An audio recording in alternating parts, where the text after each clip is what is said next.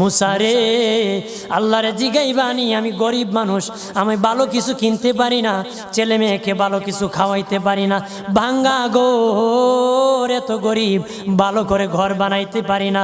আল্লাহরে জিগাইবানি কি করলে আমার উন্নতি হবে, ধনী হব, টাকা পয়সা হবে। আল্লাহরে জিগাইবানি। আল্লাহ মুসা নবী কই ঠিক আছে, আল্লাহরে জিগাইব তুমি কেমনে ধনী হইবা। আল্লাহ নবী মুসা নবী তিন রাস্তার মোড়ে যা দেখে একটা লোক বসে আছে, তার দুই হাত নাই, দুই পা নাই, দুই হাত নাই, দুই পা নাই।